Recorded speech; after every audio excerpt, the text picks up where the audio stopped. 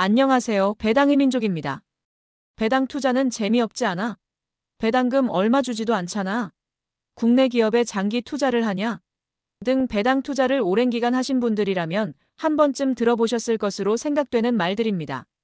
저 역시도 주변에 국내 배당주 투자를 하고 있다고 말을 하면 대부분이 부정적인 시각을 가지고 있거나 젊은 놈이 재미없는 투자를 한다고 비아냥을 듣기도 합니다. 그래서 오늘은 진짜로 국내 배당주에 장기 투자를 하게 되면 어떤 결과를 얻을 수 있는지에 대해 간단하게 정리를 해봤습니다.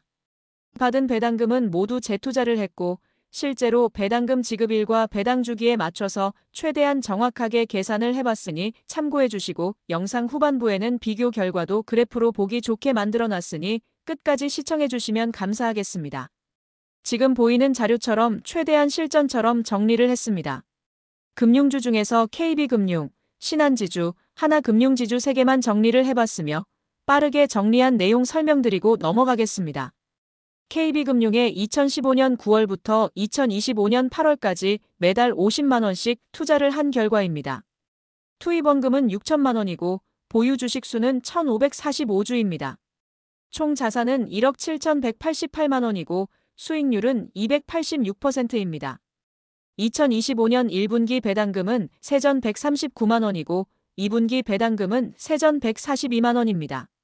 지난 10년 동안 배당금을 재투자하지 않았다면 보유 주식수는 1207주입니다. 재투자를 한 결과와 약 340주 정도 차이 나는 것을 확인할 수 있습니다.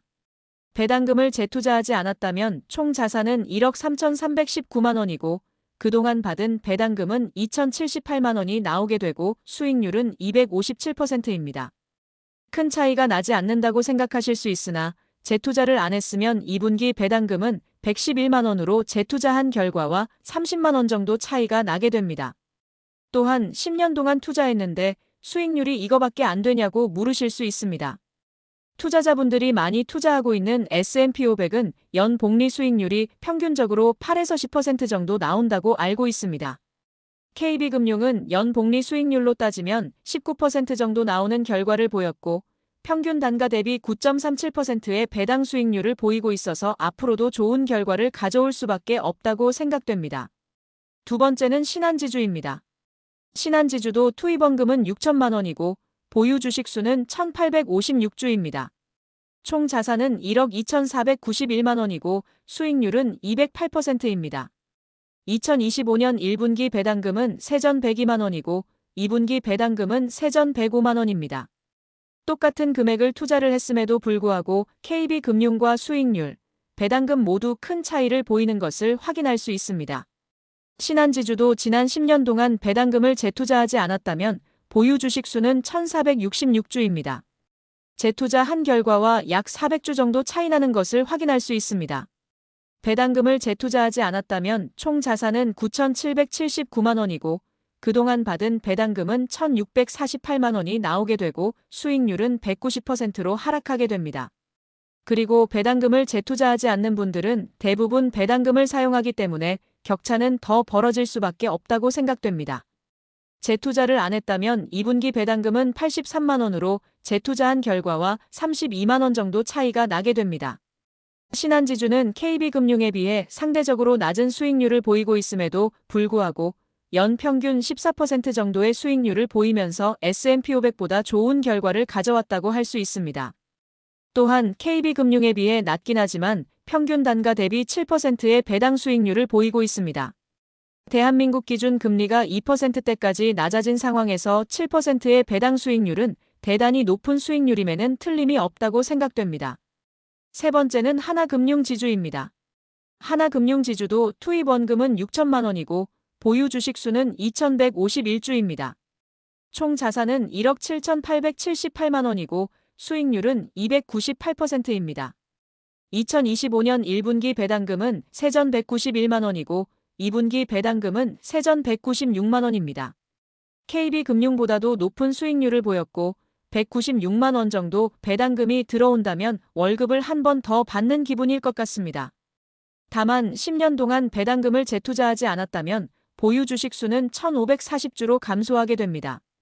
재투자를 한 결과와 600주 이상 차이 나는 것을 확인할 수 있습니다. 배당금을 재투자하지 않았다면 총 자산은 1억 2,665만 원이고 그동안 받은 배당금은 3,150만 원이 나오게 되고 수익률은 247%로 감소하게 됩니다. 재투자를 안 했다면 2분기 배당금은 140만 원으로 재투자한 결과와 56만 원 정도 차이가 나게 됩니다. 수익률이 높은 자산으로 비교를 해보니 복리 효과가 어마무시하다는 것을 확인할 수 있는 것 같습니다. 지난 10년 동안 하나금융지주는 연평균 20%가 넘는 수익률을 보여왔고 워렌 버핏도 투자하지 않은 것을 후회할 만한 기업이었다고 생각됩니다. 또한 하나금융지주는 평균 단가 대비 13%의 배당 수익률을 보이고 있어서 배당금이 반으로 감소한다 해도 계속 들고 갈 수 있는 수준 같습니다. 우리 금융지주는 왜 안 했냐고 물으실 수도 있을 것 같습니다. 우리 금융지주는 2019년에 상장됐기 때문에 같은 기간으로 비교하기 어려웠던 점 양해 부탁드리겠습니다. 지금 화면 속 자료를 보시다시피 좋은 결과를 보였던 하나금융지주와 KB금융은 평균 배당 성장률도 좋고 평균 주가 상승률도 좋은 것을 확인할 수 있습니다. 반면에 신한지주는 상대적으로 주가 상승률이나 배당 성장률이 낮았기 때문에 제일 좋지 않은 결과를 보였다고 할 수 있습니다. 과거 자료를 비교하는 것은 무의미할 수 있습니다. 다만 과거부터 주주 친화적인 모습을 보여왔다는 것은 그만큼 산업 경쟁력이 높다거나 주주 환원에 적극적인 기업인 것을 대변해준다고 생각합니다. 배당주 투자가 재미없고 지루하고 막막할지라도 좋은 기업을 찾아내서 꾸준히 적금 넣듯이 투자를 하다 보면 좋은 결과가 있으리라 생각합니다. 모두 끝까지 포기하지 않고 투자해 나가셨으면 좋겠습니다. 다음 화면에서는 앞에서 확인한 3개 기업을 그래프로 보기 좋게 만들어 놓았으니 잠깐 확인하시고 가시면 좋을 것 같습니다.